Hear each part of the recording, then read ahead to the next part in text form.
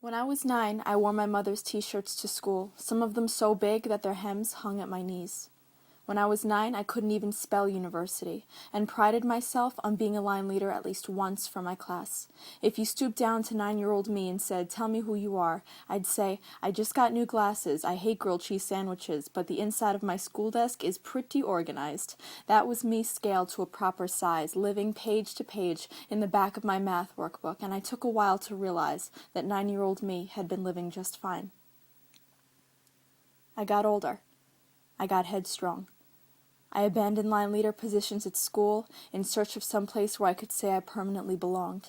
I threw out my math workbook. I wore my glasses so often that they felt like eyes. I sacrificed miles of faith and friendships, took for granted the bed of security I had arranged, because being bullheaded is believing things could only change when and if you want them to.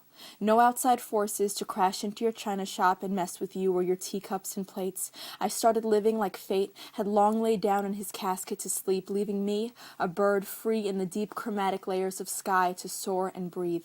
But it was all the wrong move. It was all a bust I wasn't about to notice until one by one my stabilities came down and I came down too. And let me say that nothing pounds worse than being as tall as the atmosphere, because when everything by which you've defined yourself falls back down here, you only hit the ground with a bigger thump.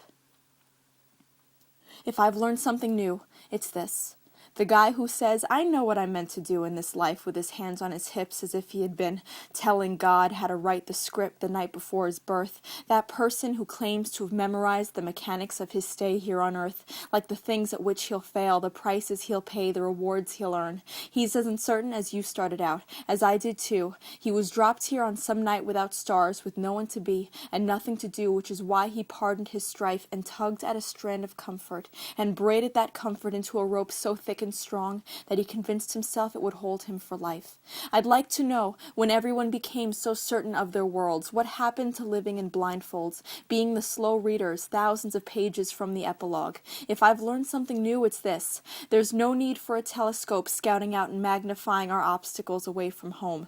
No horoscope alerts appearing in flashy text messages, because when we snip at the set-in-stone know-it-all tone we carry, there's really not much remaining of that braided rope, huh? We've been trying so hard to foresee and stabilize that seconds of our lifetimes have tiptoed past beneath our feet. The clocks are still ticking. And so I suggest that we save our epilogues for the finish. Untwist those tight braids about what life is and why we're in it and just exist. If the ends of your days are sprinkled with stars, then stargaze. Connect the parts to the Big Dipper. If the love of another is radiating its way to your heart, then reciprocate it. If half-sunken eyes lean on you for help, reply to them. If you have fingers and a piano, then play something. And if you're like me with 18 years worth of stuff to say and a pen, then write. But don't pretend you've been holding a clear future tightly in the palm of your hand, because this is not a poem about being psychic and stable. No, this is a poem about being blind, about counting stairs as you step, not assuming they're there before the fact, or knowing that they'll lead you back to where you're supposed to be. This is about tickling the dusty lining of dirt with both eyes closed, about finding something worth your time, wiping it off with a shirt sleeve and saying, "I'll hang on to this," not thinking it'll be forever inscribed in you, but feeling warm, knowing it's what you've got thus far to survive.